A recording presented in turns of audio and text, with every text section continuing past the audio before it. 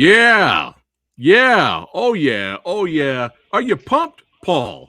Mr. Sean Piccinino, are you pumped? Yeah, yes, very much. We're Thanks so much pumped. for having me on here. Yeah, man. What is going on? It's your boy Preston, Phat Samurai Guy, back again, hanging out in the movie dojo. That's right. Director. He's done it all. Martial artist, stunt man, stunt coordinator. He's done everything. Actor. That's right. But hey, it's good to have you here, Mr. Sean Paul Piccinino. Did I say it correctly? Hey, you got it first try. That is impressive. That is impressive with this Italian last name over here. I have my moments. they're extremely rare, but I have my moments. But thanks again for being here, brother, on the show. Yeah. Going to be talking Of course. movies. Going to be talking about your career, man. But before we jump into your career and leading up to the island, baby, we're going to lead up to it, and then we're going to talk about it and have some fun with that movie. But yeah, man, how did you get into martial arts? Oh, wow. Well, I'm going to date myself here, but cinema had a huge part to play in martial arts, which is, of course, starting with Bruce Lee, Enter the Dragon, and then we went and got every VHS tape we could find on Bruce Lee. Game of Death, I remember, we were so pumped to be able to get a hold of that movie when we did. And then that kind of led us down the path to Jackie Chan. And when I got into martial arts, and of course, Karate Kid came out at that perfect time and age where it pushed me right into it. And I started training in the Okinawan karate. All right. Very, very similar. I was lucky that existed in my hometown of Chico, California, which is a small town in Northern California. But there was actually an Okinawan Shorin-ryu karate dojo there, and I'm like, it's so close to to those movies. I gotta go train. Nice. So I started doing that. Yeah. Oh yeah. I trained my ki. But and then we, myself and fellow martial arts students, we really got into finding all the Jackie Chan movies we could, but they didn't. They didn't really exist at the video rental store. We had to order them and import them. And luckily I had a couple Chinese friends that kind of had like the in on getting some of those ported over that were actually not dubbed, because the dubbed ones all seemed really silly because, back in the day, the dubbing, they didn't really understand the translations or care. And so it kind of made the movies silly. But when we got to see them in their native language with the subtitles, the movies kind of changed for us, and we didn't mind reading because we wanted to see the movie as it was intended. So I think that's really kind of where my love affair with martial arts began, and it's been a lifelong pursuit. You never stop learning, and I trained, got my black belt in Shorin-ryu karate, and the beautiful thing about that school, that dojo, was they were so open to other styles. This is all pre-MMA, all of that stuff. But we were training with jiu-jitsu masters. We were training with Tai Chi masters, Aikido masters, and we'd bring it all into the school, and we kind of all learned from each other. So, it was like pre-MMA, but we were kind of already doing MMA. So we were grappling, we were doing all submissions, we were doing all of this stuff. Sport judo, I also trained out of there. Nice. For a while, which was just awesome. And so I got exposed to a lot of, beautiful arts and a lot of beautiful philosophy and techniques. And so I knew, even when I moved out of that town, that martial arts was going to be a part of my life. I wasn't going to stop training. I wasn't going to stop learning. And when I went to LA, there was no system. There was no, that style didn't exist. Shorin-ryu was like the closest school was maybe 2.5 hours away from where I lived. And so I had to begrudgingly look elsewhere. And I stumbled upon a school that trained in traditional, like Southern Shaolin Kung Fu or Gung Fu. All right. And what drew me in was on the window. I also trained Tai Chi there. But what drew me in the window was Qigong. Was in the window. I'm like, wow, you don't see that anywhere, especially not to be able to go and learn some. Yeah. And so the master there, Steve Pisa is his name, went and talked with him. And the funny thing was, he didn't try and sell me on the school. We talked kind of philosophy. We talked about a little bit about Qigong because I was interested. He could tell that I had been training, he just intuitive. He's like, you've trained before. He's like, you a black belt in some kind of system, and that kind of thing. And then he didn't sell me on the school. We talked about music, our favorite musicians, and we talked about, singer songwriters. And I was just fascinated. I'm like, I got to take a class from this guy because he didn't tell me to come and train at the school. At the end of the thing, he did say, I said, well, I'd love to try a class. He goes, come try 2-3 classes for free. He's like, see if it's right for you. And so I did. I went and trained there, and I trained there for many, many years. I ended up getting my 4th degree black belt in that system of Southern Shaolin Kung Fu, which was really, really cool. We did some real traditional training stuff, and like temple training, and there was also really cool in that system. They had some Wudang Mountain like animal techniques that we also learned, which was just all this stuff just fascinates me, and I love just learning these different things and different stuff that's passed down through generations. And it was also cool to kind of see like the circle of martial arts, like where it begins, and like a kata or a form. Mm-hmm. And they would be similar in the gung fu and in the karate. But of course, different names, and then different footwork, but a lot of the same moves. And you got to say, oh, this is how it kind of traveled around the world and changed in these, unique ways. And that fascinates me. I love that stuff. So, martial arts, I definitely took into my movie making, my filmmaking. It's been clearly a huge influence on the stunts and the fight choreography and the stunt coordination that I ended up doing. Oh, that's amazing. And it's interesting you said that because in Never Back Down 3, I believe, Michael Jai White's film, he has a scene where he's performing katas. I don't know if you've seen that in the movie. Yeah. And it's some asshole challenges him, some douchebag. And then he's like, that stuff wouldn't work in here. And he kind of he uses the same technique, but follows it through.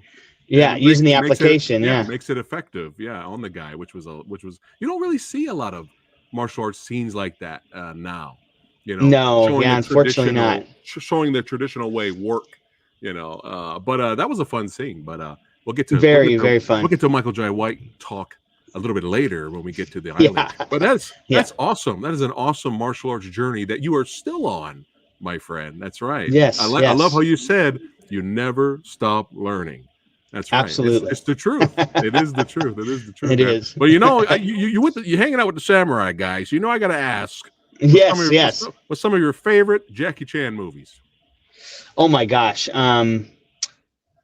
There's so many. I mean, we were watching, like I said, the original ones that were really inspiring us, especially with the choreography, was like, there was one called Dragon Fist. And then there was like Meals on Wheels. And there was like, so I have to say, probably one of my favorite, I don't know if it's my favorite movie as a movie, but my favorite fight scenes ever with Jackie Chan, I think you're gonna love this shout out too, is when he goes head to head against Benny the Jet. Akitas. I mean, the first one to me is like, the second one was cool too. And it was great. But the first one is just so bonkers and just so back and forth, but with real techniques you can tell are in there. And Benny's freaking spinning back kick that just would knock people out in competition. I was, already a fan of Benny at that point. So then getting to see that was like, whoa. And then I met Benny years and years later in a stunt gymnastics gym. And he was just in there working out and stuff, and nobody recognized him.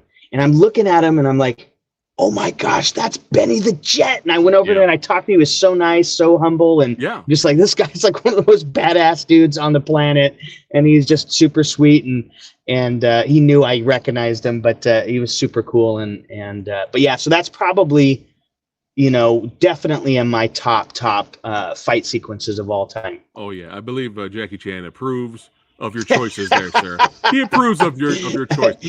But wait a minute. Now, wait. I got to shout out some other kind of filmmaking since you're the samurai guy. Okay. So that's another genre of filmmaking that highly influenced me. And of course, we've got Kurosawa, right? Seven Samurai, Yojimbo, all of those are, you know, some of my favorites. But also Zatoichi, the original Zatoichis. Oh my gosh, I love those. I still reference some of the imagery from those. Like I'm trying to remember the name of the one where he has to fight his master at the end. Do you know which one I'm talking about? I think he ends up having to the third one. I think yes, I think you're correct. Yeah, it's right in there. It's right in there. So good.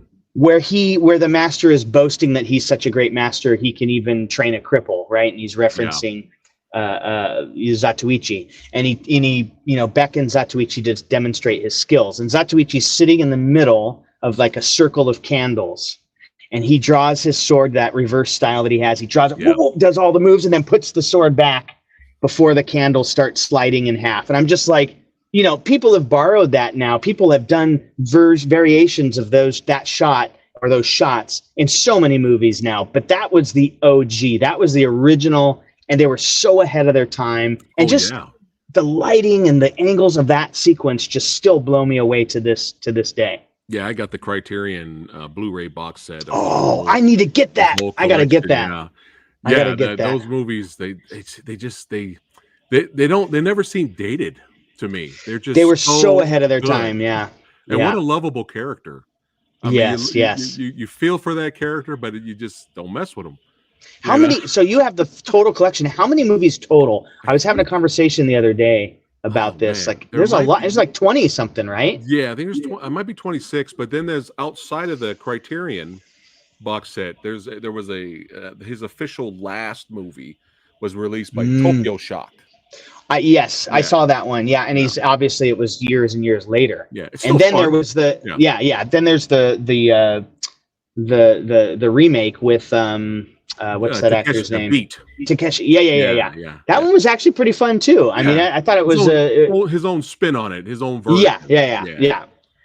And then there's a female one too. I think they did a female version of it, just called Ichi, I believe. Yes. As well. Yeah. I didn't see that one, but yeah, I just love that stuff, and definitely not just as a martial artist was a fan, but also from a filmmaking standpoint. Just so much amazing imagery with foreground, like those tracking shots through the forest when they're running. Like, that's some of the first time, you know, Kurosawa did some similar things too, but the trees going in the foreground, and just really amazing filmmaking. Have you seen Sword of Doom? Yes. Man, that's the movie that made me a Nakadai fan.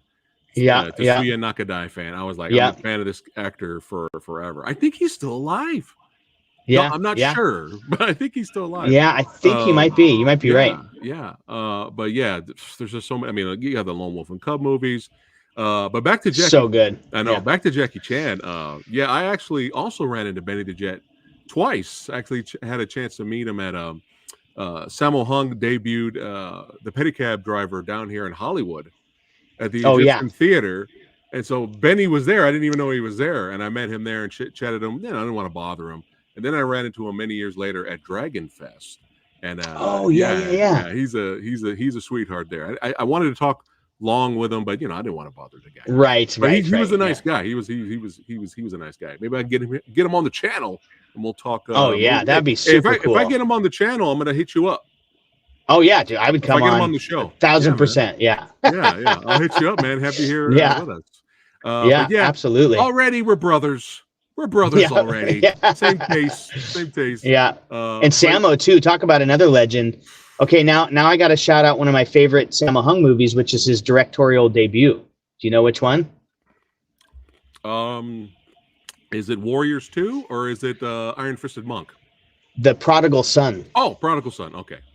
Which it maybe I'm wrong, but it was touted as his directorial debut, which of course he also plays a role in it as well. But I love that movie. We were just talking. That's one of my favorites of all time, I think. Yeah, it's so good. And stuntman and action director, martial artist, sweetheart, Jude Poyer.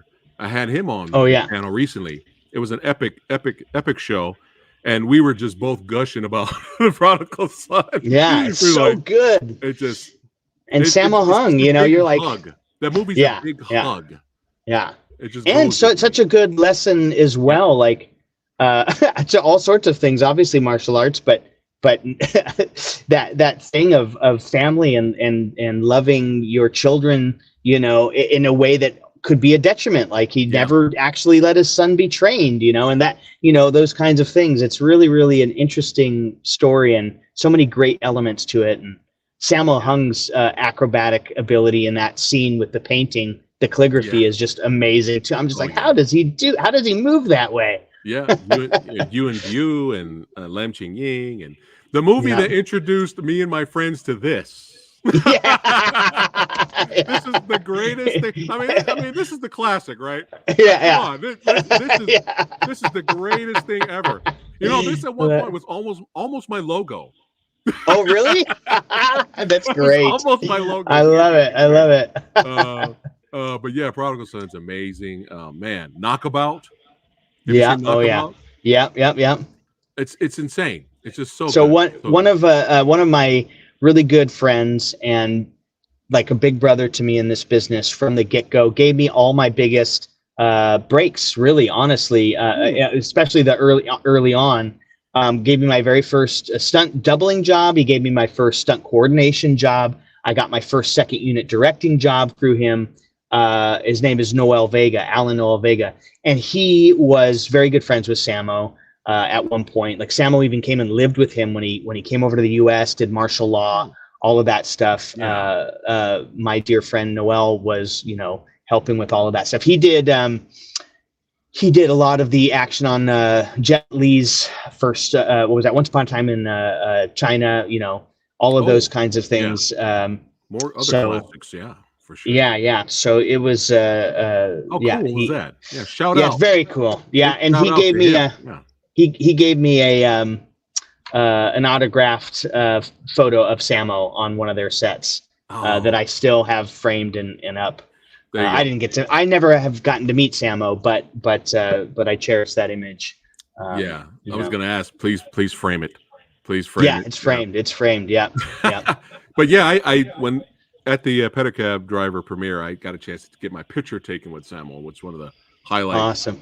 But I didn't get a chance to talk with him. But that was a great night. But yeah, that was actually my next question.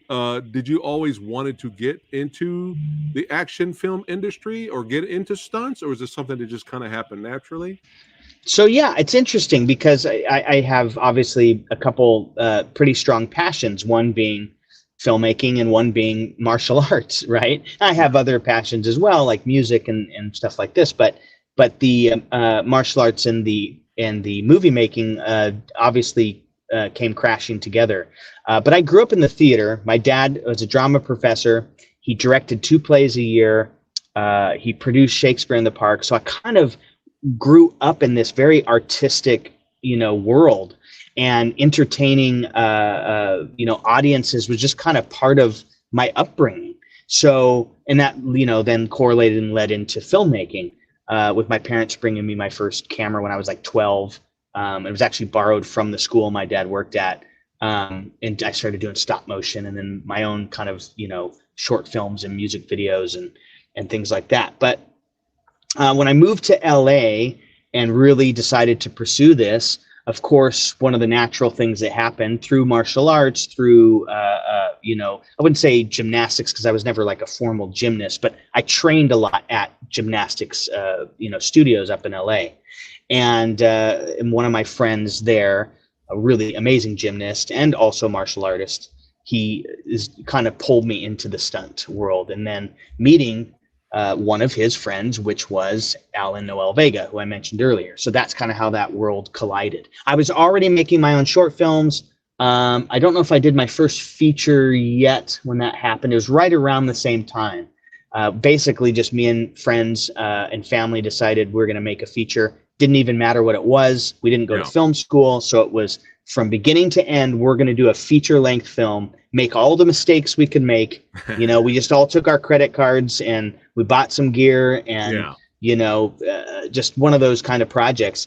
And it was great because we learned a bunch. We made tons of mistakes, and it was absolutely our schooling on all of this. That, and then spending time on sets as an extra and background. You know, we all did that and learned a ton about the business. But you yeah, so that kind of, it was natural, especially with making friends in the martial arts space, that inevitably somebody said, hey, come and, get beat up by the star of this movie and get paid for it. Oh, that sounds cool. Let's do it, Yeah, it's fun.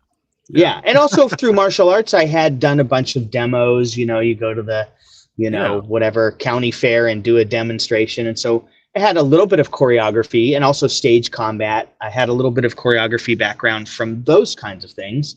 Right. So it kind of lent, and just watching so many martial art movies growing up, I guess I had a little penchant for that. And when I asked, when the day happened, when somebody asked me, hey, can you throw a little fight together? I did it. And apparently it was good enough for them to want to use it. And that's kind of how that snowballed into the next stages of my career. How cool is that? That's awesome. But man, I got some of your projects over here that you were involved in. You can tell us a little bit about your involvement in it. I watched the hell out of this show right here.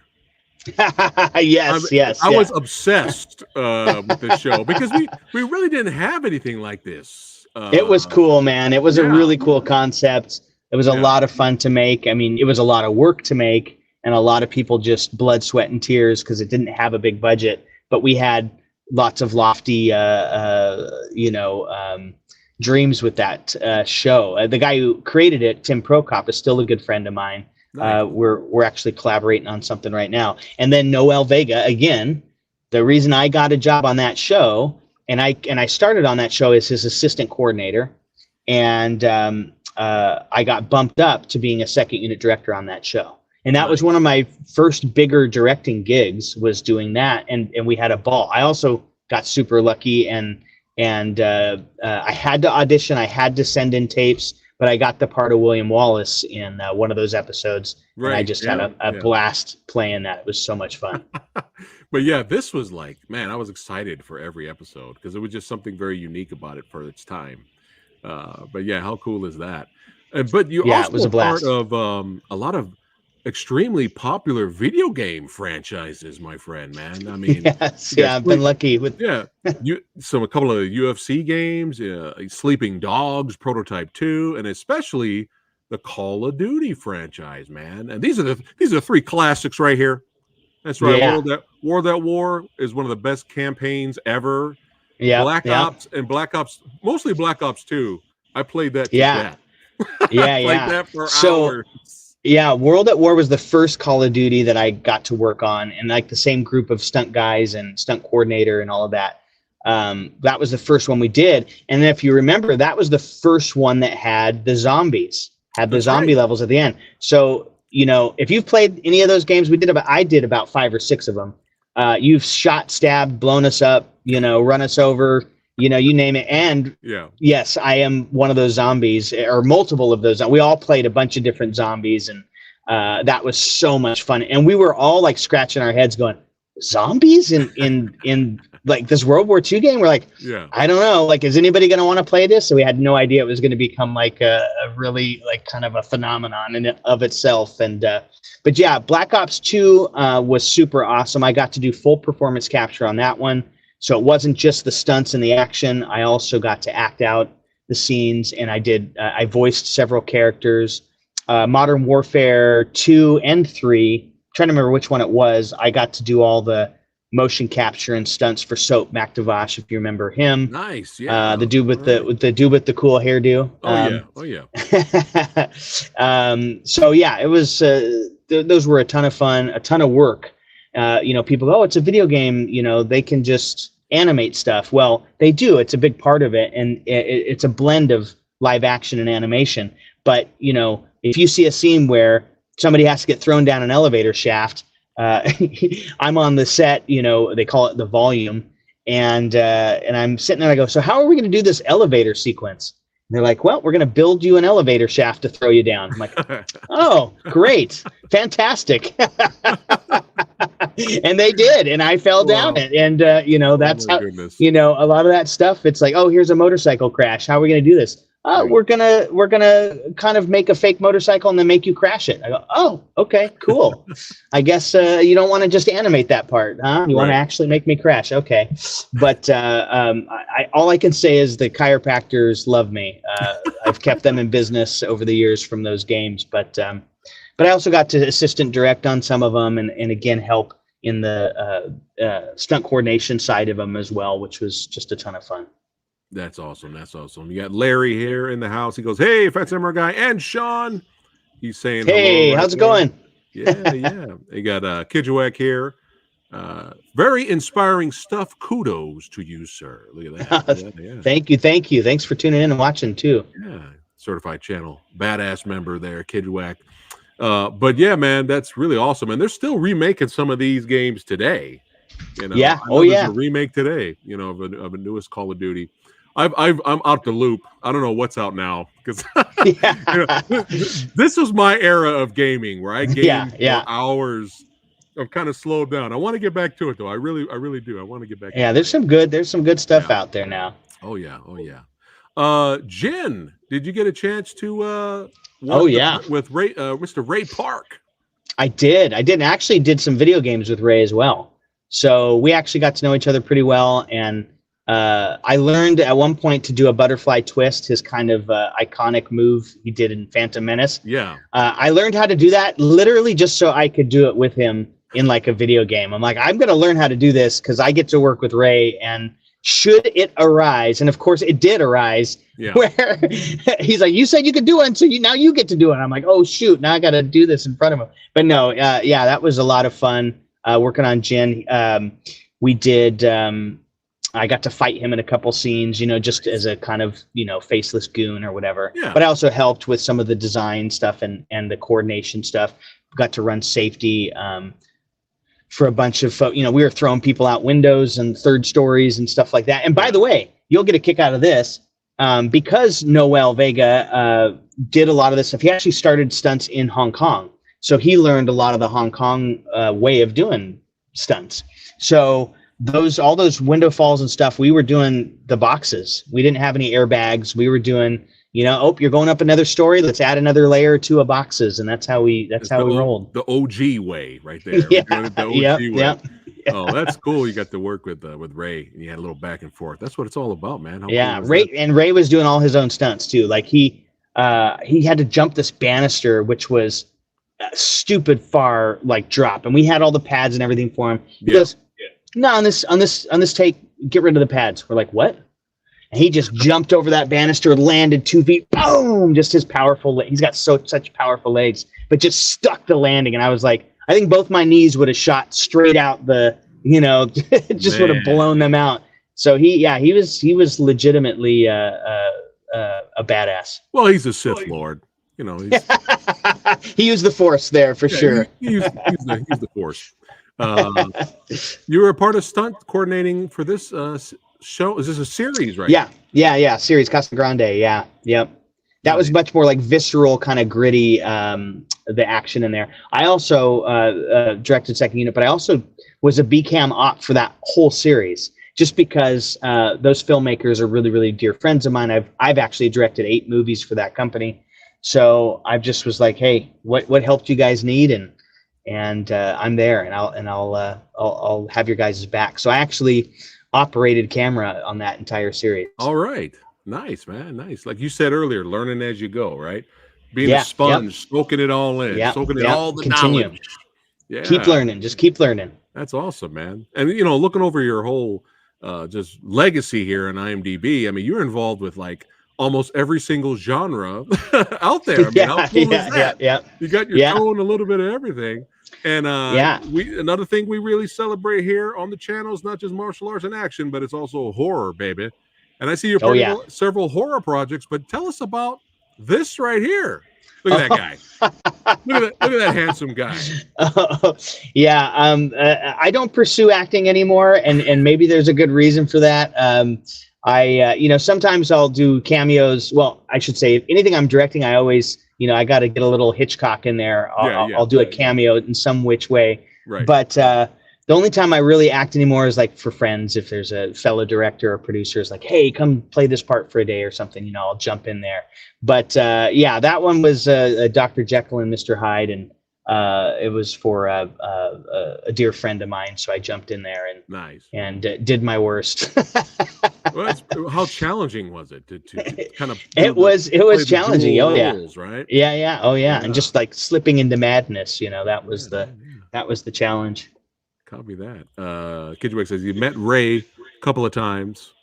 All right, nice. Great guy. Shakes hands with everyone. Just gave him a double-bladed lightsaber, and he started swinging. How fun! Oh yeah, yeah. He'll do Showing that. Off, he'll man. definitely do that. Yeah, if you give him any kind of double-bladed lightsaber or any lightsaber, really, period, he's gonna start doing some cool moves for you. Nice.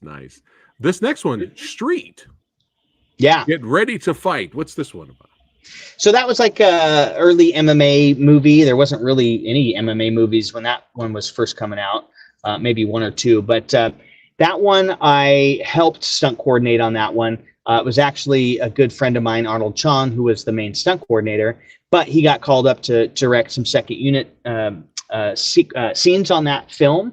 So he couldn't be in two places at once. So he called me up and said, hey, would you come help me on this project? We got MMA fighters on this, which was super cool. We had a bunch of UFC guys were in the movie. Actually, even a WWE wrestler guy was in that movie too. So we got to work with all of them, and they were all super nice and super fun to work with, and help do the choreography. And yeah, that was actually a lot of fun. Copy that. I gotta check that one out. I don't know if you know, but I say I got you here. Might as well ask you. Any word on the Mark Kerr biopic movie starring Dwayne Johnson? Is that still happening? You know what? There's a lot of stuff shifting. I mean, last year was really difficult on the industry as a whole with the strikes and everything going on. A lot of stuff got pushed. So I think it is still happening, but it might just be on an extended schedule. Okay. And also with The Rock, Dwayne, which by the way, I have actually met on multiple occasions, and we have mutual friends and family. So he's a wonderful, wonderful human being. I mean, such a big heart, and I always champion whatever he's doing because he really, really goes above and beyond to try and help people. That's his like mission statement in life is that he's got fame and he's got fortune and all that stuff, but he tries to give back like at every turn.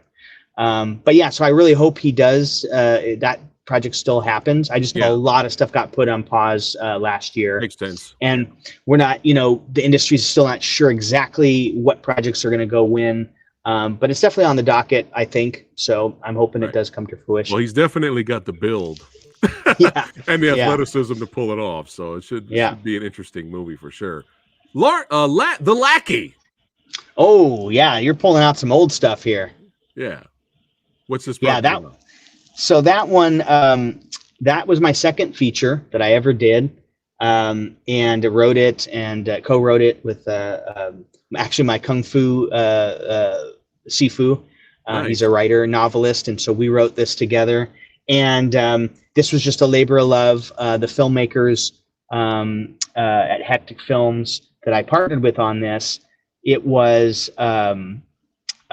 We kind of accepted the challenge that we called it the Robert Rodriguez challenge, which was we had read that he made El Mariachi on $7,000. So we set that as our goal. We're going to try and make this movie for $7,000, just purely again, as we're going to learn a bunch of stuff. We're going to make a bunch of mistakes, but we're going to have fun. And that movie we're super proud of. We got it into a bunch of film festivals across the U.S. We won, I think, 11 awards, including 2 Audience Choice Awards. But again, it was one of those things that we made it for, and 7,000 includes all the Del Taco and, that was literally all in on that project. And $6,000 of it go to Vernon Wells. No, Vernon just came and did it. He was cool. He was a friend of a friend of a friend, and we're like, oh, we want, we've got this little bonus scene at the end, and somebody suggested him, and I'm like, oh wow, you mean the guy from Mad Max that scared the shit out of me when I was growing up? I go, yeah, let's bring him on. And of course, he's the nicest, just most humble, nice guy you've ever met. Mm-hmm. But he just came and did that, and maybe we threw him $100 or something. I don't know, but it was nothing. And and then we did a couple other projects together after that. And I'm always thinking about him when I'm casting. Commando. Oh yeah. The main baddie in that one. Oh, I saw him somewhere. Somebody recognized him from that, and they walked up to him and they said, oh, what did they say? They said the line to him from Commando, and he didn't even flinch and repeated the line back. Like somebody walked up to him and said Arnold's line. It's like when they face off, and he literally just spit the return line right back to him. Didn't even blink. Didn't even smile. He was in character, and the guy just like lost his mind. And I was just like, he's awesome for doing that, engaging with people that way. John, I'm gonna shoot you between the eyes, John. Blow off some steam, Bennett. Yeah, blow off some steam, Bennett. Yeah, it was really fun working with him. And but yeah, that little movie is interesting because it's a movie we made for $7,000. It's my second movie. It's very imperfect in many ways, but years later, some producers that I ended up doing a really cool project with, during my kind of interview process with them, they wanted to see a feature that I had done. And unbeknownst to me, they found that movie and they watched it. And when I found out they watched it, I was embarrassed because I'm like, okay, this is a big project that I was stepping into, and possibly stepping into at that point. And I was embarrassed to watch my $7,000, Guy Ritchie, Tarantino homage film. Yeah. And so I thought, oh, great, I'm going to lose the job. They're going to see all these flaws and all these mistakes in this film. But instead, I had it was like my third meeting with them, and they called me in and they said, hey, we watched The Lackey. And I went, oh boy. And they said, did you really make that for $7,000? Because another producer friend had told them that I had did that, the one who recommended me in the first place. And so I said, yeah, it was right around $7,000. And they said, you're hired.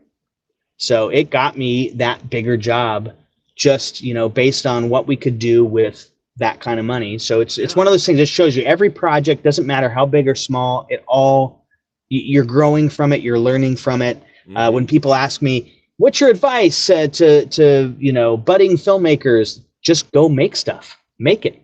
Doesn't matter what it is. Just do it. Just do it now. Do it now. Get to the chopper. Yeah, it's pretty good. So yeah, it's awesome, man. Yeah. Yeah, copy that. And now we're switching gears here. Like I said, you're in all kinds of genres here. But congratulations to your Netflix specials, man. For all you holiday movie fans out there. You might want to check these out. They're in the top 10, all of these movies. Yeah, we got of course that was strange for me to kind of dip my toes into that, because for sure my filmmaking journey up until that point had been very much action orientated. But again, these really lovely filmmaking production team called ESX Productions, they make all sorts of genres. So the first movie I did with them was called American Fighter. It's a gritty action one. I think you would dig that movie. That's the one. It's in the queue, baby. It's I think you'll look at that. You got Tommy Flanagan from Sons of Anarchy, freaking all of that. So he's awesome. Then you got Sean Patrick Flannery in there, who's a legit, as I'm sure you know, jiu-jitsu master. Mm-hmm. So it's really cool getting to work with all of them. So that's the first movie I made with ESX Entertainment Productions. And, and we had a great experience. I thought they were awesome.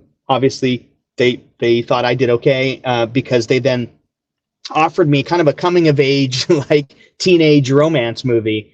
And they're like, we know this isn't really your genre, but we loved working with you. And this is what we're shooting next. If you're interested, we would love to have you direct it. And I'm like, hey, sure. Again, I grew up in the theater. I love, my dad directed musicals, Shakespeare and to comedies, whatever. To me, being a part of this process is all the reward, that I could ever need. So, I said, sure, let's take a swing at this. And the movie actually did pretty well. And so I did some other stuff with them. I did a really kind of a rated R comedy with them. And then I did another kind of teenage coming of age race car movie, which was really fun too. And then at that point, there you go, Lady Driver with the awesome Grace Van Dien. She is so awesome. She went on Stranger Things this last season. She's a total movie star. But then and a total sweetheart. But so kind of doing those movies and kind of mixing up the genres, then we came to the point of which, hey, we're thinking about doing a Christmas movie. And you know, at that point I was just in. I go, let's do it. And this is also June of 2020 when we shot that. So we were in the middle of the pandemic. Wow. Everything shut down. You know, it was just like, nobody's going to have Christmas movies this year. Let's try and make this movie. Let's see what happens. And none of us had delusions of grandeur. We did not, you know, we just hoped somebody watched the movie. It was cool. It was going to be on Netflix. And it went #1 in the world, which all of us were totally shocked. We were like, did not see that coming a million miles away. But because of its success, Netflix was like, hey, give us another one. So we're like, okay, we shot a sequel. That one also did really well. And then we did a third original. Well, I did a third original in that some more. But ESX as a company, they did several other Netflix originals, you know, based on the success of those films. So it was just a really cool experience. And then, you know, having success in those genres, again, it just opens doors, and it opens, you know, opportunities. And of course, I kind of put out to the universe, I want to do some action again. I do really want to do some more horror films. I think that's a really fun space to play in. Yeah. So there is some stuff in the works right now in that genre that I think you'll really dig. Nice. So yeah, hopefully this year I'm going to shoot at least one of those. And yeah. We gotta come on back. We got to talk about it right here, man. Yeah, absolutely. Absolutely. Yeah. Well, speaking of Van Dien, look at this guy. Look at this handsome guy right here, man. This looks epic. This looks epic. And how cool that you got a chance to be with Casper and the crew and have your own panel at Comic-Con. How awesome is that? Yeah. So the Casper Van Dien and myself, we can now go way back. We've done, gosh, probably almost a dozen projects together now. He's one of my dear friends, and Grace Van Dien, who you saw starred in Lady Driver, that's his daughter, of course. That's how I knew her and put her into the mix to get cast in that movie. But you know, it's one of those things I told her, you're going to have to win the role. You know, these producers, I can't tell them who to cast. But she's so fantastic. She did win the role. She killed it. She crushed it. Yeah. So, but anyway, so yeah, Casper, and that was a lot of fun. We shot that in Louisiana. It's a very kind of like throwback B-C level series, but on purpose. You know, it was like an homage to like the 70s and 80s sci-fi, and we just had a blast doing it, and loved all the cast. And where can we? That was on Crackle. Oh, Sony Crackle, and it did really well for them. But again, it's like cheese to the max. So be prepared for some cheesy effects and I love the cheese. Some silly fun. Yeah. When cheese is done right, cheese is the charm. Right? Exactly. But I had a great time interviewing Casper Van Dien last year. Awesome! I'm so glad you got him on the show. I got a chance to meet him. He was cracking me up. He was making me laugh. But he's hilarious. On the show last year for his film Mad Heidi, which he and that. Oh my gosh, he's so good. Talk about genre films, and I just loved that whole concept. I was I was openly super jealous that I wasn't involved in that somehow. I'm like, I wish I would have thought of this crazy movie. Speaking of cheese, literally. Yeah, that's his whole character. I forgot. That's right. He's like lactose. Everybody is like lactose intolerant, or is he lactose intolerant? I'm trying to remember which one it is. But yeah, that's hilarious. I think that was the people they arrested, I think. And took out. Yeah. But yeah, it was great meeting him last year. That was a huge highlight for me. So, but yeah, American Fighter is on the list. Samurai guys, check it out. I think you'll dig that one. It's gritty. It's visceral. That one's not really over the top.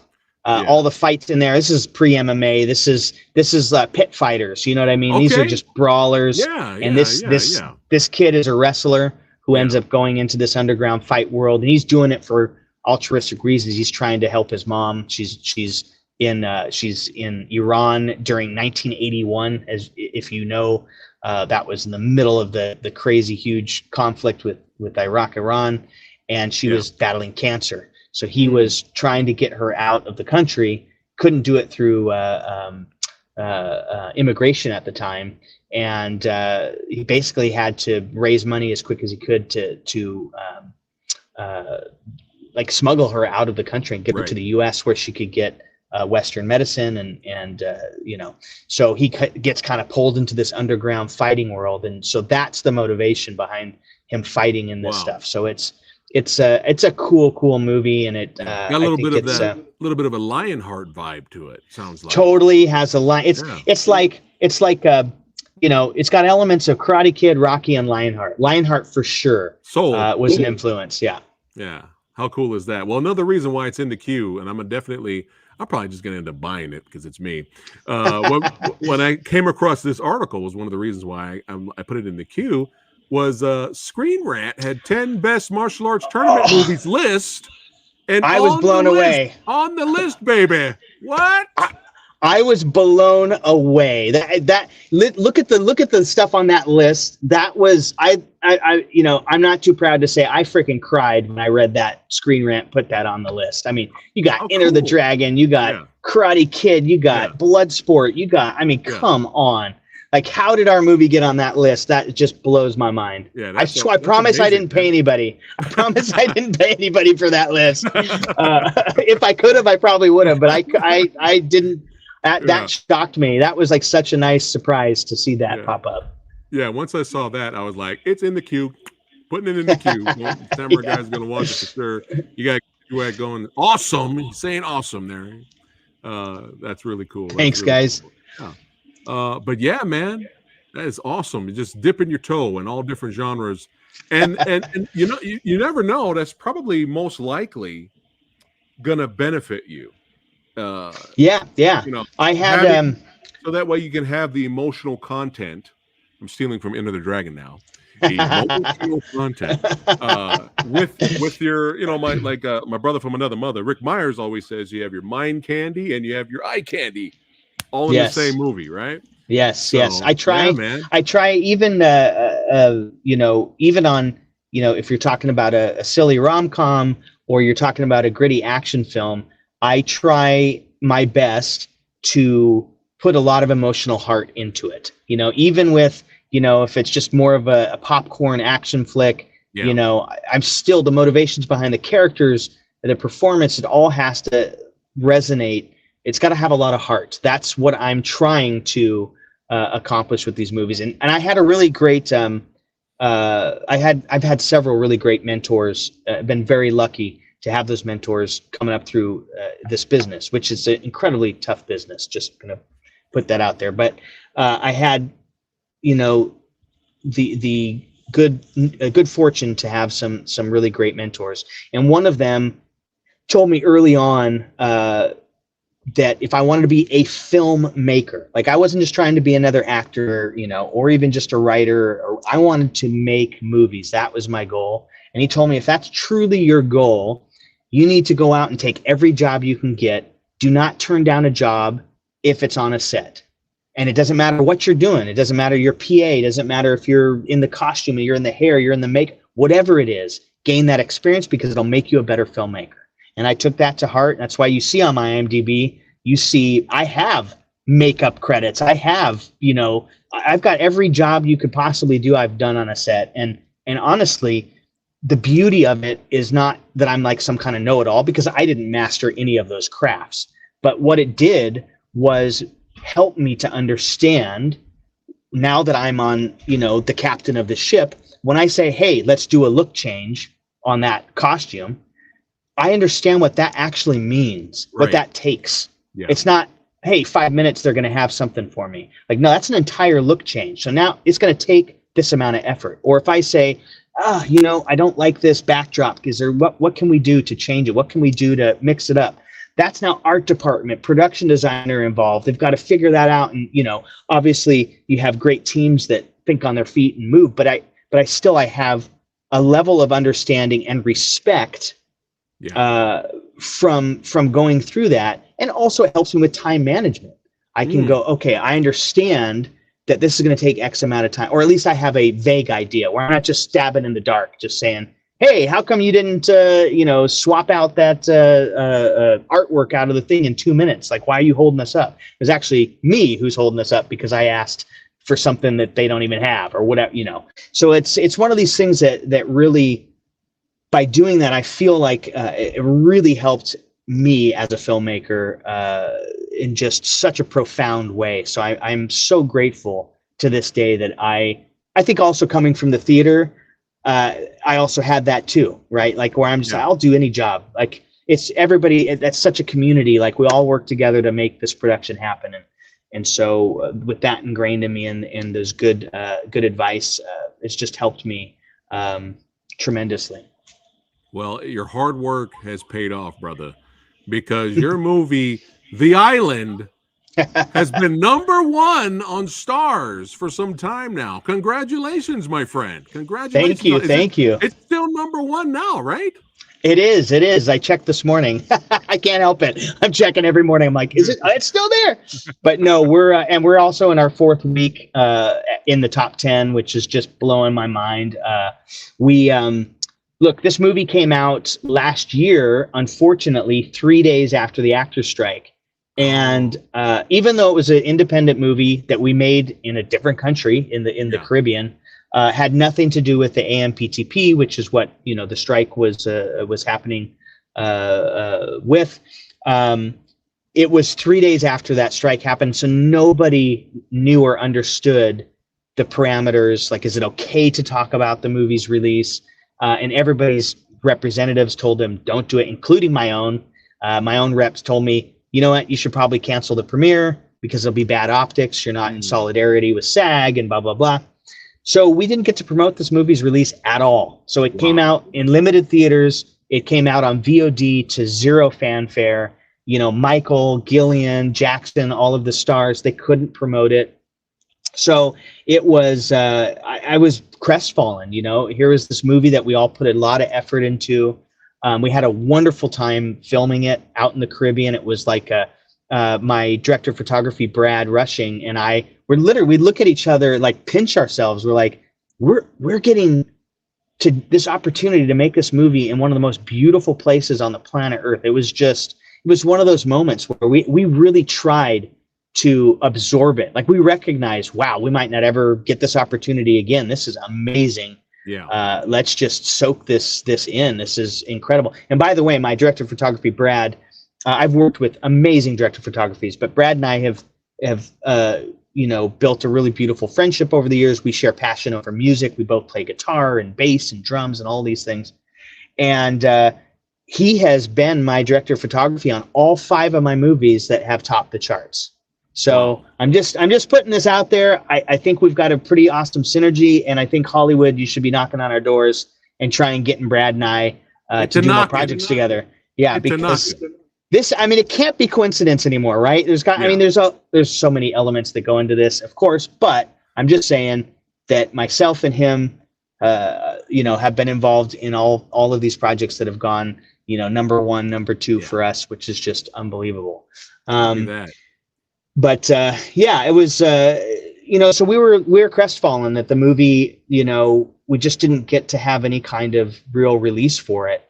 Right. And then we get to the first of the year and it debuts on Stars and just rocket shipped up the charts to #1 and has just been beyond our wildest dreams. Thank you to the audience over at Stars and to Stars, of course, and our partners, distribution partners and production partners in Saban, MSR Media, which was the production company.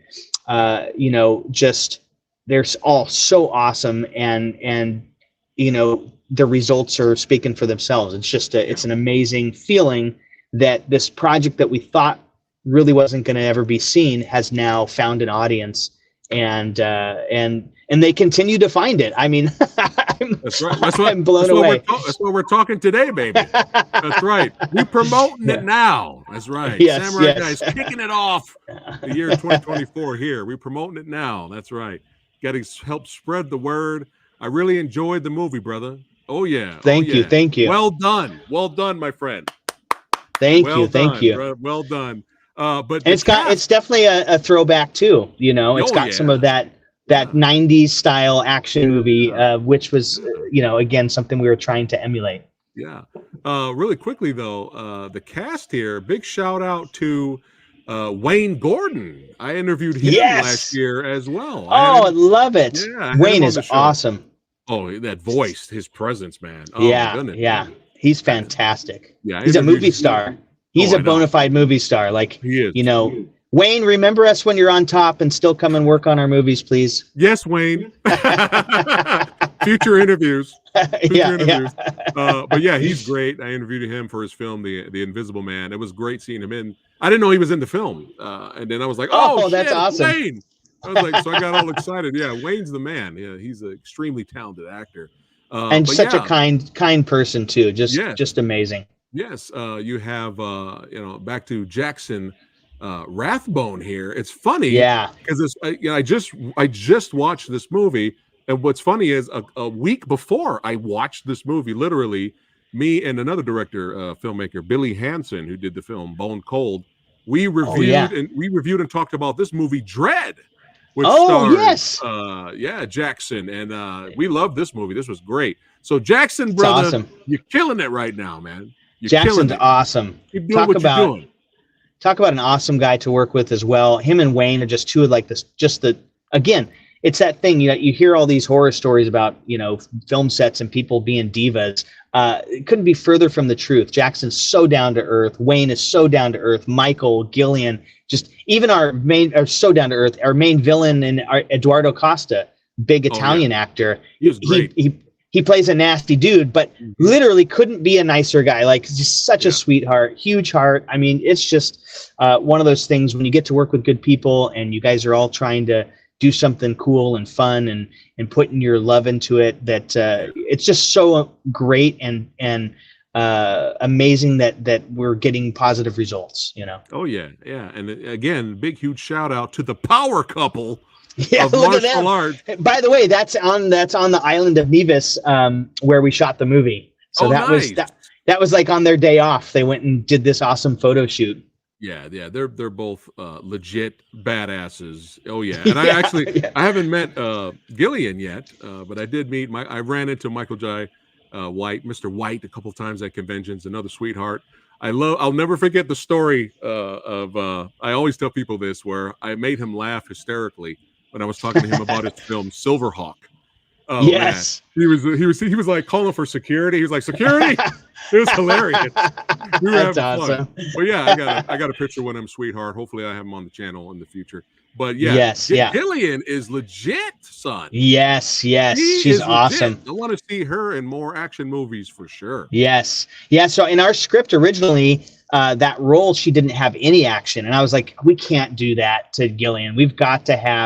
She's got to have at least some action in here. So she's got a little bit. She's got a little bit in the island. Yeah. But I wish we could have had even more, because she is legit. That was actually one of my questions for the film. I really enjoyed the movie, but was at some point she supposed to fight a certain character later, or no?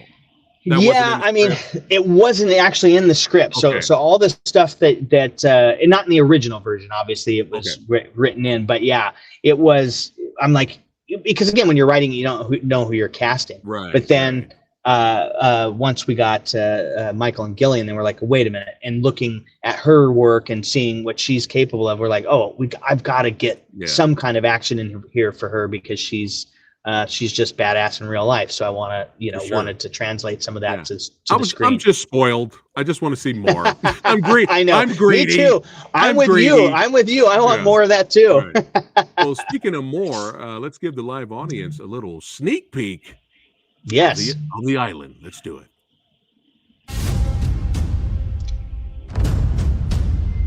So what's up, man? We gonna transact or we gonna bullshit? Think we got a little lost in translation over here. You okay? Hey, it's not a good time. We are gathered here today to celebrate the life of our brother Akeem. Tell me what happened. He was staying out of trouble. Trouble? The island just isn't the same anymore. Manuel Alvarez. Everyone calls him the company because he owns everything that's important on the island. You know, the fingerprints belong to a Sicario, pretty vicious Colombian cartel. This cop, more trouble than we expected. Do what it takes.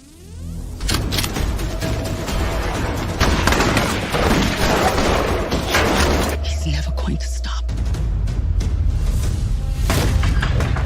You can't save him. But I can't save our island.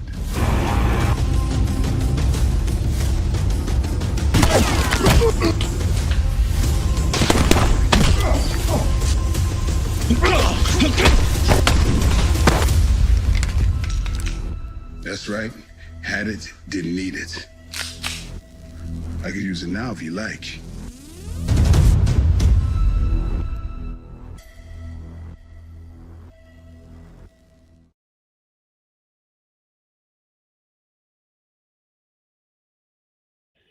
Yeah. Oh yeah. Oh yeah. That's right. That's right. Yeah, man. Yeah, man. You got chat right now going. I hope to be able to watch it on Prime where I live. Very interested. Oh yeah. Thank you. Thank you. They're enjoying it. But yeah, let's take a look at it again. First up, really quickly though, Ron Palicki here. He trained under Dan Inosanto, correct? He helped with the action direction and stunt coordinating, right? Yes, yeah, he was our stunt coordinator, second unit director, and yeah, another legend in the martial arts world. So, I mean, it was again, that was another pinch to be part of this for myself, was Michael Jai being the legit martial artist he is, and then Ron as well. It was just awesome. And then all the stunt guys were amazing. Some of them dear friends of mine. Others became good friends of mine after this. We had that scene there at the very end. You see a little bit. That's Jay Haran, who is a former UFC contender and now has transitioned into acting. He's also a good friend of mine. So he came out to the island, doing me a favor, jumping in there and scrapping with Michael Jai for me. Yeah, let's take a look at it again while you're giving us some behind the scenes. Oh yeah, I can do that.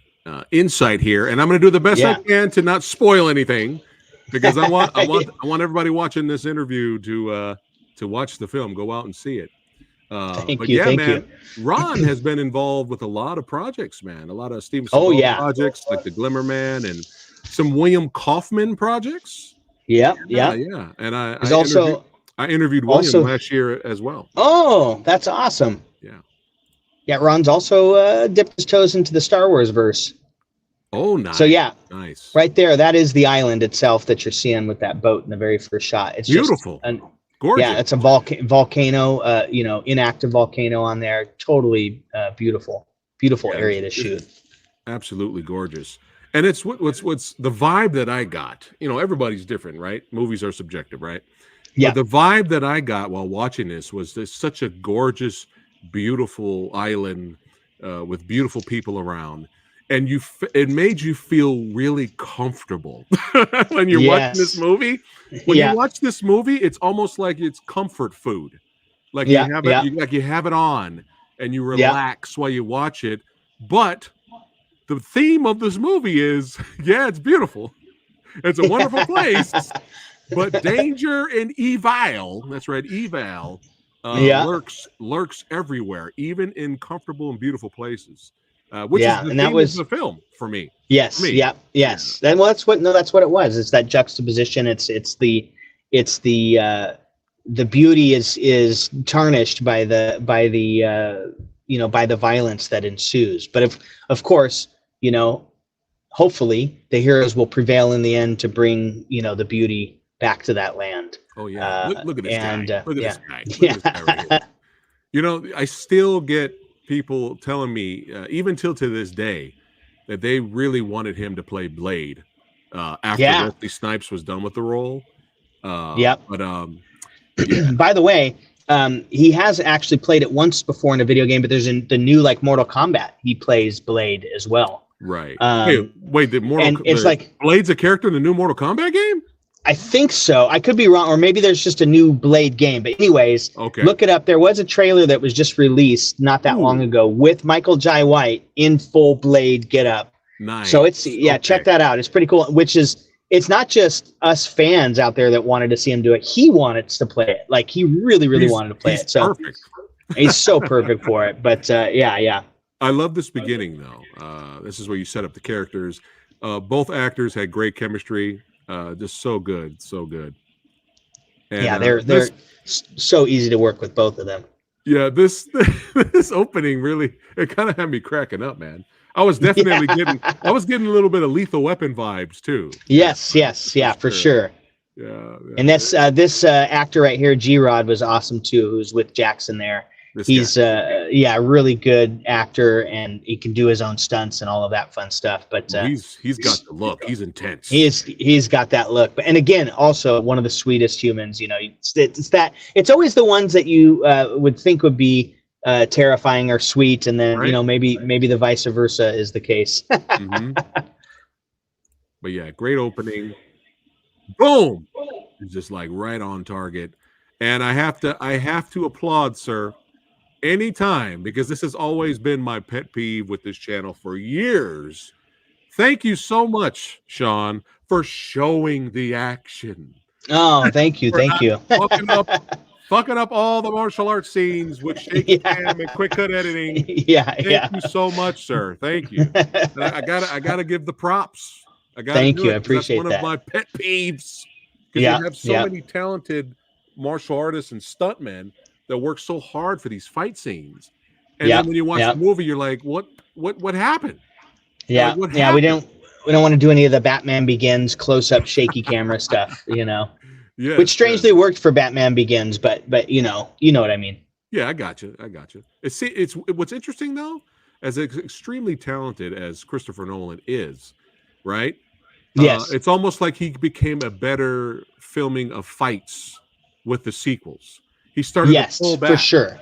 He started to pull back and actually show the fights. So yes, exactly. Even Christopher Nolan can learn, on the go. You know, when he gets better with age, right? But yeah, absolutely. Boom, bam, done. That's it. That's a wrap, son. That's a wrap.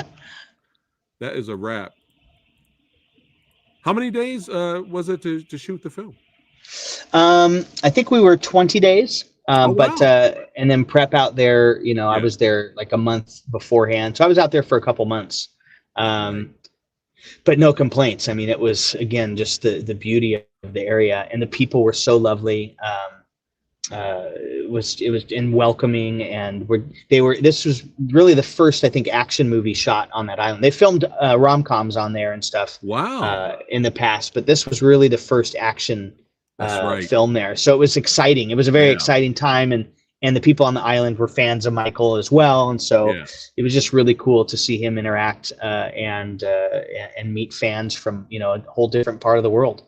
That's right, Sean. You and your team kicking that action door in on that island. Yeah. That's right. Being the first. Hopefully more to come for that island. They'll be like, hey, we need more action movies here. Yeah. Absolutely. Got Nate Dogg's in the house. He said, hello, I am glad I made another Phat Samurai Guy live stream. Well, thank you, Nate Dogg, for chiming in and hanging out with us, especially hanging out with Mr. Sean here. Thank you so much. Without spoiling too much, Sean, let the audience know what the basic plot synopsis of the film is. Well, basically what it is Mark, Michael Jai White's character, he's a police officer. He's a detective, but he grew up on this island in the Caribbean, and he moved away for reasons that you'll find out a little bit later in the film. But he gets an unfortunate phone call, and his brother has passed away on the island, so he's got to go back home. Right. And upon arriving home, he starts asking questions. Of course, he's a detective. That's what he does. And he starts to uncover that there might have been foul play involved with his brother's death. And so this is the journey for him to, you know, pull back the curtain on the evil that is trying to take hold of his home island, and hopefully take it out. That's all you get. No more spoilers, but yeah, that's the basic plot synopsis there for sure. But yeah, back to the trailer here. yeah, he gets the sad news of his brother's passing, and then the investigation begins. You know, it's interesting because when I first saw the trailer to the movie, I didn't really expect as much action that I got when I actually seen the movie. I was surprised. I was surprised. I was like, oh, this looks like an interesting crime thriller. You know what I mean? Right. And which it is, but we got actually a lot more action in it than I was expecting. And we also tried to subvert some expectations. I don't want to spoil anything, but there's some fairly shocking moments in it, I think, even right from the get-go. So we tried to kind of keep you on your toes a little bit. The actress here that plays the mother, she's local to the islands there. We cast a lot of locals where we could, and we crewed, 85% of our crew was all local. So it was really, really cool to get to work with the people of the island. Yeah, it makes the movie authentic, feel authentic. Yep. You know? Yeah, for sure. Oh boy. Okay. This scene, man. Oh my God. This scene here. I was like, again, not going to spoil it. But yeah, all I got to say is wonderful effects, wonderful practical effects.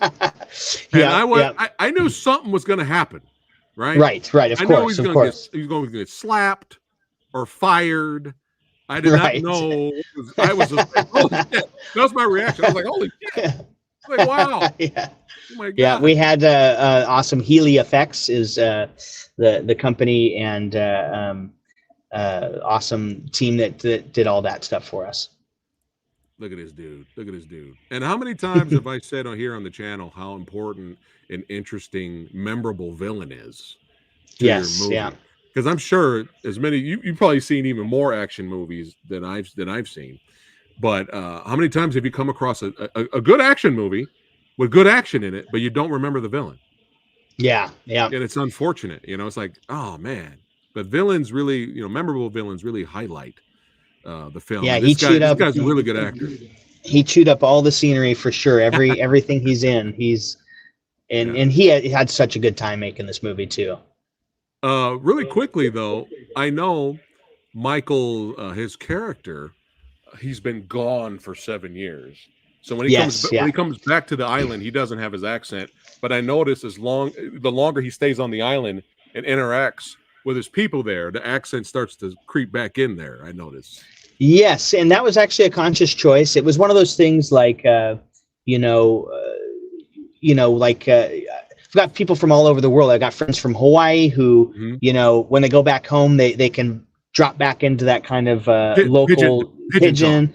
Or like my buddy from Scotland, he's still got a little bit of a Scottish accent, but if he's back home or he, has a fellow Scotsman with him, all of a sudden they start talking. I can't even understand a word they're saying. So it's like, it was that conscious choice when he's with his people and he's, kind of getting back into that, the lingo and the accent starts taking over when, it's almost like another language in that way. Yeah, for sure.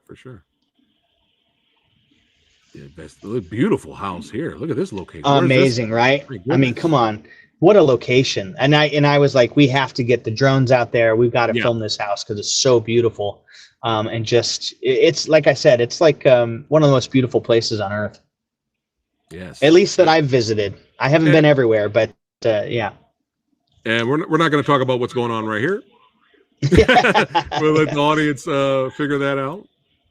But yeah, there's the scene, kind of. That's it.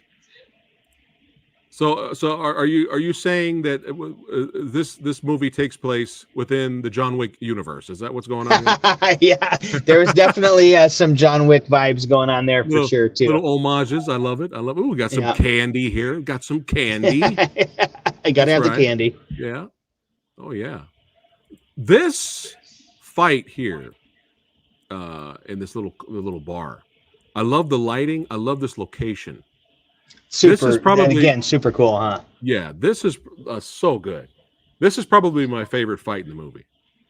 Yeah, it for sure is mine. I think, it's one of those things. It's we shot that over 2 nights, and Michael did all his own stuff, of course, and we're into hour 8, 9, and 10. and everybody else, like a stunt guy here and stunt guy there, they get a break because they're either unconscious, they're on the ground in the scene, we're not looking down, they can take a break. Michael's in all of it, so you get to hours 9 and 10, and he's still going strong. He's still flipping those kicks, and you're like, man, he's just a machine, and over 2 nights, I know it was exhausting for everybody, but he powered through, got it all done. And again, there's the Jay Haran, UFC fighter in there. You got Gene Freeman, who's a dear friend of mine. He's the one who goes through that grading there backwards. Look at that. That's great. Yeah. And so we did that first take, and he landed, and Ron is there for safety, and I'm there, and we're like, Gene, you okay? He goes, felt that one. There you go. Just get a screenshot of this. A lot more clear screenshot. Put that on the back of the Blu-ray there, the box. Is there going to be a Blu-ray or a DVD? That's a great question. I'm not sure. I would love if there was one. That would be super cool. I'll have to find out. I'll do some digging. Keep me in the loop. I would love a physical for sure. Yeah. But still, digital is hey, as long as people are seeing the movie, that's all that matters. Yes. But yeah, that's my favorite fight scene for sure. But yeah, this guy is ruthless. He's like the kingpin of the island. And there was some interesting dialogue with Gillian and Michael earlier at the little martial arts school. I believe those kids they used, was that true that was their actual students? Yeah, that was students of the actual dojo, and then just local kids from around the island, and they were just so excited to be in a movie. So we wanted to include everybody that we could. But there was interesting dialogue when she was talking to Michael's character about how people kind of ended up depending on the kingpin, really. It's gotten to that point where he's into everything, and now they kind of depend on him. So very interesting. That's his MO. That's what he does. Look at this. These shots like this is what brings Samurai Guy to the dance. That's right. Let's go, man. Yeah, let's go. Let's do this. Like Wayne there. So I got a question about Wayne. Again, no spoilers. Yes. Was there supposed to be an extra scene that involves this character before what you find out? Yes. There was supposed to be that little bit there. But unfortunately, we didn't get to shoot it. It was just one of those things that unfortunately sometimes things have to get cut or lost and that one was unfortunate. I wish we had the time to shoot it. Copy that. Another beautiful shot.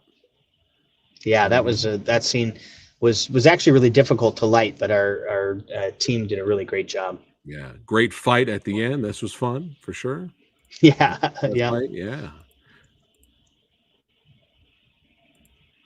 Boom. I love this shot. Now this is both of these guys, man. This is a guy. Yeah. So this little greeting, this little greeting that they do here, this is a real custom on the island. This is something that they just do on the island, and I thought it would be really cool to incorporate that into these characters. So that little greeting, handshake, fist bump thing. That's something that you just see locals do. We saw locals doing that when they're saying hello and to close friends. Love it. I checked with the folks. I'm like, hey, is this something that we could include? I want to be respectful. And they said, oh, we'd love it if you included this. So we did. We got it in there. Yeah, love it. And Michael J. White is already huge. Trust me, everybody watching, trust me, I met him in real life. But if he's this huge, look at how big is Wayne? Wayne's big too, and he's ripped. I mean, they're both like just physical specimens, Yeah, I've seen Wayne's workouts. Yeah, he makes me tired and sad. Him and his wife are just so shredded. I'm like, it doesn't even seem real. Yeah. Oh yeah. Oh my goodness. Yeah, she's an athlete too. His wife. They were both bobsledders, Olympic bobsledders, which I thought was fascinating. Wow. Yeah. Some dual wielding. You got to bring him dual wielding now. Yeah. Look at that. Boom. Yeah, it's my favorite fight. In that. And by the way, that kick he threw at like 5 a.m. in the morning on the second night of doing, all night shoots and fighting, he was still throwing that kick, And look at Jackson throwing down. Yeah, man, going in. Yeah, Jackson was game too. He did all his own stunts, and he in all his own fights. He was super game. Great camera angles again. Thank you, sir, for showing the action. No problem. Thank you for not cheating us. Yeah. But yeah, baby, yeah, the island. Oh yeah. Hey, ho, what? That scratched the action crime thriller itch, baby. Oh, yeah. Yes, Yeah, thank you. Check it out. The Island. It's on Amazon Prime. It's on Stars. Still #1 on Stars. There we go. The chat right now is going, digging up a can of whoop ass. There you go. Yeah, for sure. But yeah, definitely show some support from my new brother. Now, that's right. New brother from another mother. That's it. That's right. Show some support for him, Michael and Gillian, and Jackson and Wayne. I'm it's a lot of extremely hard work to make a movie. Yes. Yeah. And show some support. Make sure you guys check it out, and I'll keep you guys in the loop if we do get a physical. I'll definitely let you guys know where you guys can buy that as well. Well, this was an honor and a pleasure and a privilege, brother, to have you here on the show, man. This is your second home now. Yes, absolutely. You're coming back, man. I'll come back anytime you want me to. I'll be here. Oh, yeah. So before we wrap it up for today, is there anything you'd like to say to your followers? Just thank you guys for continued support. It means the world to me. It means the world to all the people, the artists behind the scenes that make these movies, big or small. Obviously we're making them for an audience to watch them. So anytime our movies are just seen, that means the world to us, let alone, when we get lucky enough for them to do well. So just appreciate the support, and we're going to keep trying to make stuff that hopefully puts a smile on your face. That's right. I'm smiling. That's right.